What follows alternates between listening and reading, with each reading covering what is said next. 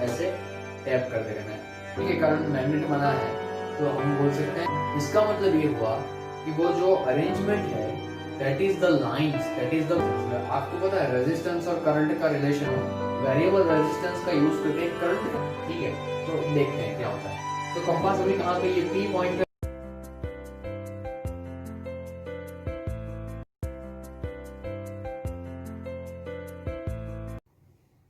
Hello friends, welcome to the third lecture of our chapter named Magnetic Effects of Electric Current. Okay, तो जो हम electromagnetic effects के बारे में बात कर रहे थे, तो उसके अंदर आज हम पढ़ने वाले हैं magnetic field due to a current through a straight conductor. Okay sir, ऐसा डायग्राम तो आपने पहले बनाया था पर उसमें थोड़ा बहुत डिफरेंस था, ये लाइंस नहीं थी। हाँ, तो हमने प्रीवियस सेशन में इलेक्ट्रिक मैग्नेटिक फील्ड लाइंस के बारे में पढ़ लिया, तो अभी लाइंस इंक्लूड हो गई। तो उसके इंक्लूड होने से क्या, ओके, अब हम उसको इस वीडियो में समझने वाले हैं। तो सबसे पहले हमने समझा कि मैग्नेटिक फील्ड लाइंस, ओके, उसकी कैरेक्टरिस्टिक्स के बारे में पढ़ लिया। बट पता कैसे चला कि फील्ड लाइंस की कैरेक्टरिस्टिक्स कुछ ऐसी हैं? Magnetic field lines curved closed path में ही रहती हैं, वो एन से निकलती है एस तक जाती है, कुछ ऐसे सर्कुलर शेप में है। ये सब कैसे पता चला? ओके, तो that is the question.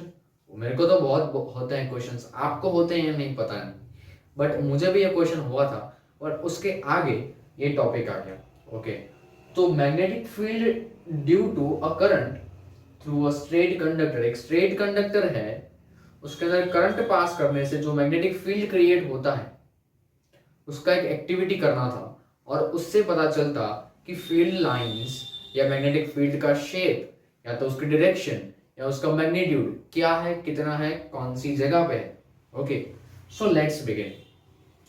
First of all, ये एक्टिविटी करने के लिए हमको कुछ इतनी चीजें चाहिए, पेपर शीट और कार्डबोर्ड शीट एक चाहिए, उसके बाद एक बैटरी चाहिए 12 वोल्ट की, आफ्टर दैट वेरिएबल रेजिस्टेंस चाहिए। वेरिएबल रेजिस्टेंस जो मैंने इलेक्ट्रिसिटी में समझाया था आपको, वेरिएबल रेजिस्टेंस या तो rheostat, rheostat is nothing but equipment for variable resistance. Okay, ये एक ऐसा डिवाइस है जिससे आप रेजिस्टेंस को वेरी कर सकते हो, चेंज कर सकते हो। फिर एमीटर, वो 0 से 5 एम्पियर का होना चाहिए। प्लग की एक स्विच होना चाहिए। कनेक्टिंग वायर, सारे कंपोनेंट्स को कनेक्ट करने के लिए। A long thick copper wire, एक लंबा सा और थोड़ा थिक चाहिए कॉपर वायर चाहिए। And iron filings. Okay, iron filings मतलब आयरन के पाउडर, या तो ऐसा कुछ बोल सकते हो, आयरन पाउडर। तो बस इतनी चीजें चाहिए, अगर ये आपके पास है तो हम ये एक्टिविटी शुरू कर सकते हैं। तो क्या यूज करना है इन कंपोनेंट्स का? तो सबसे पहले एज पर given in the diagram we should connect the circuit. Okay, हमको कनेक्ट करना है। ये जो कार्डबोर्ड शीट है उसको कुछ ऐसे अरेंज करो, ये ऑरेंज वाला जो दिख रहा है that is the thick copper wire X Y. Okay, ये थिक कॉपर वायर है, उसके अंदर आपको होल करके, सॉरी वायर के अंदर होल नहीं करना है, कार्डबोर्ड के अंदर होल करके उसको कुछ ऐसी जगह फिक्स करना है जिससे वो नीचे ना चला जाए, कुछ ऐसी तरीके से। ओके, तो मैंने कार्डबोर्ड इधर ऐसे सेट कर दिया है। अब क्या हो रहा है, ये रहा वेरिएबल रेजिस्टेंस, एमीटर तो है हमारे पास प्रेजेंस चेक करने के लिए करंट का। ये 12 वोल्ट बैटरी हो गया, मैं लिखता हूँ इधर 12 वोल्ट, 12 वोल्ट बैटरी। ओके, और जब भी मैं ये स्विच ऑन करता हूँ तो क्या होगा, बैटरी में से करंट फ्लो होगा, एमीटर रेजिस्टेंस, फिर इधर से करंट आएगा, ये डायरेक्शन उसका ये रहा। अब हमको पता है कि ये करंट फ्लो होगा तो ये जो X Y copper thick wire है वो एज अ मैग्नेट बिहेव करेगा। Yes, we already know. तो मैग्नेट बिहेव करेगा तो उसके अराउंड में कुछ मैग्नेटिक फील्ड क्रिएट होगा। तो अगर मैग्नेटिक फील्ड क्रिएट होता है तो सर ने बताया था कि मैग्नेटिक फील्ड बनता किससे है, मैग्नेटिक फील्ड लाइंस से। तो मेरे को चेक करना है कि ये मैग्नेटिक फील्ड में मैग्नेटिक लाइंस कैसे बनती है। ओके, एक्चुअली इसी डायग्राम से और इसी एक्टिविटी से पता चला था कि मैग्नेटिक फील्ड लाइंस का शेप क्या है, उसका डायरेक्शन क्या है, कहाँ पे मैग्नीट्यूड ज्यादा होता है, कहाँ पे कम होता है। ओके, तो करना क्या था, अभी स्विच ऑफ कर दो। ऑफ करने के बाद आपको ये जो कार्डबोर्ड शीट है उसके ऊपर आपको डालना है, स्प्रिंकल करना है, you have to sprinkle the iron filings. Okay, iron filings को ये वायर के नजदीक में, जैसे इधर कोई कार्डबोर्ड है तो ये वायर के नजदीक में मैं उसके आयरन फाइलिंग्स थोड़ी स्प्रिंकल कर दूंगा, डाल दूंगा। ओके, मतलब बिछा दूंगा वहां पे। तो मैंने आयरन फाइलिंग्स को यूनिफॉर्मली पूरे कार्डबोर्ड पे अच्छे से रख दिया है, डाल दिया है। अब क्या करना है मुझे, अब मैं स्विच ऑन करूंगा और स्विच ऑन करने के बाद ये जो कार्डबोर्ड शीट है उस पर थोड़ी देर तक मेरे को टैप करना है, ऐसे 1 2 3 4 थोड़ी देर तक बस ऐसे टैप करते रहना है। तो इससे होगा क्या, अभी स्विच ऑन है, स्विच ऑन है मतलब ये एक्स वाई वायर जो है it becomes magnet, we can say it becomes an electromagnet. क्यों, क्योंकि इलेक्ट्रिसिटी के कारण मैग्नेट बना है तो हम बोल सकते हैं इलेक्ट्रोमैग्नेट। तो ये एक्स वाई इलेक्ट्रोमैग्नेट है अभी। अब जब आयरन फाइलिंग्स डाल दी और मैं उसको टैप कर रहा हूं तो जो आयरन फाइलिंग्स हैं वो कुछ ऐसे सर्कुलर शेप में अरेंज हो रही अपने आप। यस, जब मैं उसको ऐसे टैप कर रहा हूं तो मैंने तो स्प्रिंकल किया था पूरा आयरन फाइलिंग्स को हर जगह पे, बट जब मैं उसको टैप करता हूँ वो कार्डबोर्ड शीट को तो आयरन फाइलिंग्स अपने आप इस तरीके से सर्कुलर शेप में अरेंज हो रही है। इसका मतलब ये हुआ कि वो जो अरेंजमेंट है that is the lines, that is the magnetic field lines. Okay, वही मैग्नेटिक फील्ड लाइंस है जहां पे आयरन फाइलिंग्स एक अच्छे से मैनर में, परफेक्ट अरेंजमेंट में वो सेट हो गया। तो इससे पता चला कि मैग्नेटिक फील्ड लाइंस होती हैं कर्व्ड सर्कुलर शेप में, होती हैं क्लोज्ड शेप में, और उसका डायरेक्शन, अब डायरेक्शन की बारी आई। चलो शेप तो समझ आ गया, अब डायरेक्शन की बात करते हो। डायरेक्शन में क्या हुआ कि जो कंपास था मैग्नेटिक नीडल वाला, उसको एक बार इधर पी पॉइंट पे इधर कंपास को रखा गया। तो इलेक्ट्रिसिटी जब बंद थी फिर मैंने कंपास रखा और फिर इसको स्विच को ऑन किया। जैसे ही स्विच को ऑन किया मैग्नेटिक नीडल इस डायरेक्शन में सेट हो गया।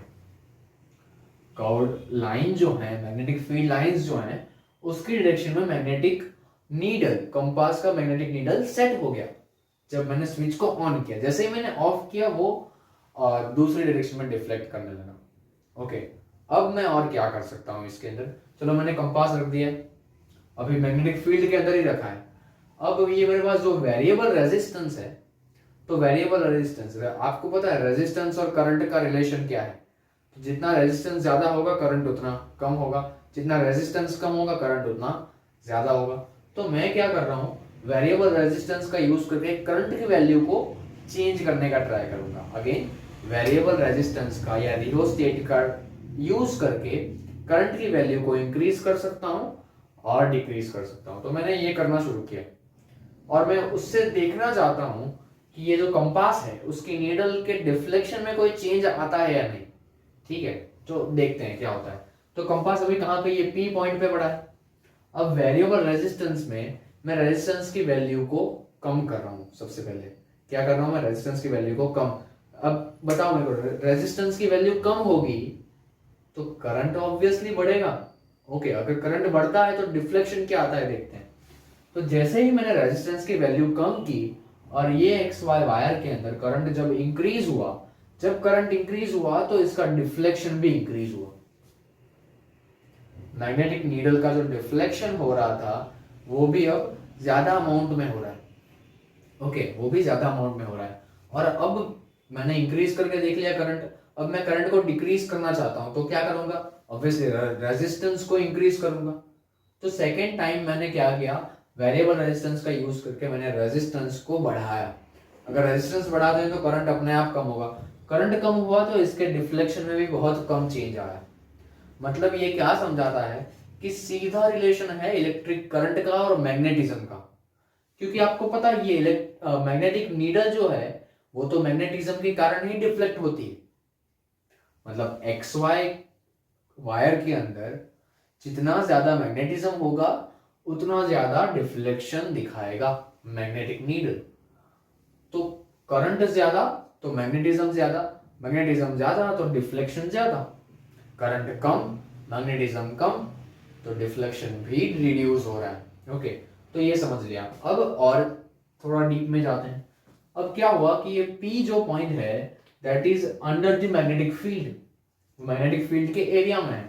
अब मैं काम कर रहा हूँ, इधर मैंने क्यू पॉइंट लिखा है और मैं ये कंपास को क्यू के पास ले जाता हूँ और फिर मैं स्विच ऑन करता हूँ, तो मेरे को बहुत ही कम अमाउंट में डिफ्लेक्शन मिला, बहुत ही कम अमाउंट में। इसका मतलब क्या हो रहा है कि जैसे जैसे मैं एक्स वाई वायर से दूर जाता हूँ, जैसे जैसे मैं एक्स वाई वायर से दूर जाता हूँ, उसका मैग्नेटिज्म लो होता जाता है। ओके, उसका मैग्नेटिज्म लो होता जाता है। अगर मैं करंट को बढ़ाता हूँ तो मैग्नेटिज्म थोड़ा ज़्यादा देर दूर तक जा पाएगा, बट अगर करंट भी रिड्यूस हुआ है तो मैग्नेटिज्म भी रिड्यूस होगा। जैसे जैसे मैग्नेट से दूर जाते हैं तो मैग्नेटिक फील्ड फील नहीं होता, एक्सपीरियंस नहीं होता। तो इस एक्सपेरिमेंट से यही पता चला कि मैग्नेटिक फील्ड के लाइंस कैसे होते हैं, उसकी कैरेक्टरिस्टिक्स जो भी हमने पढ़ी वो वैसी क्यों थी, एन से निकला एस से, फिर क्लोज सर्कुलर पाथ, ये सब इससे देखा गया है। आप ये खुद ट्राई कर सकते हो ओके घर पे, बट ध्यान रखना है कि आपको कहीं पे, वैसे 12 वोल्ट बैटरी में कुछ होता नहीं, बट फिर भी तो आयरन फाइलिंग्स अगर आपके पास है तो यू कैन ट्राई इट। आपको रेजिस्टेंस की भी जरूरत नहीं है, एमीटर की भी जरूरत नहीं है, you just need copper wire, a battery and cardboard and iron filings. इतनी 4 चीजें हैं, you can do this experiment at your home by your own. तो करना क्या था, बहुत ही सिंपल था, कनेक्ट करके स्विच ऑफ रखनी है, पहले आयरन फाइलिंग्स को डाल दो, स्विच ऑन करो, उसके बाद कार्डबोर्ड को सिर्फ थोड़ी देर तक टैप करते रहो। टैप करते रहोगे तो धीरे धीरे आयरन फाइलिंग्स अपने आप अरेंज होती जाएगी इस मैनर में। Okay, it may be looks so beautiful. Okay, जब हम खुद एक्सपेरिमेंट करते हैं तो बहुत ही मजा आता है और अलग ही कॉन्फिडेंस आता है। ओके, तो जब भी हम स्कूल में मिलेंगे कहीं पे तो ट्राई करेंगे पक्का। ओके, और आई सजेस्ट यू कि आपको जब भी चांस मिले फ्यूचर में 11th 12th में या कहीं पे भी, ये एक बार ट्राई करना। ओके, सो आज का ये जो पूरा एक्सपेरिमेंट था हमको यही समझा रहा था कि मैग्नेटिक फील्ड लाइंस की कैरेक्टरिस्टिक्स कैसे आई, ऐसी आई तो ऐसी क्यों आई। Okay, this all the things are explained by this one experiment and that is magnetic effect due to, क्या है, magnetic field due to current passing through the straight copper wire. Okay, एक स्ट्रेट थिक कंडक्टर है, copper wire है, उसके अंदर से magnetic current pass होता है और जो मैग्नेटिक फील्ड क्रिएट होता है, तो वो फील्ड के कारण क्या क्या नए नए चेंजेस आते हैं और हम क्या क्या सीख सकते हैं, वो आज के वीडियो में हमने पढ़ लिया है। तो आगे के वीडियो में और हम देखेंगे ओके कि दूसरे अलग अलग केसेस के, ये स्ट्रेट वायर है तो इसमें ऐसा होता है, तो कोई दूसरे शेप का वायर हो तो क्या होगा, ऐसे अलग अलग केसेस हम नेक्स्ट वीडियोस में देखने वाले हैं। ओके, तो stay tuned, stay connected, take care of yourself.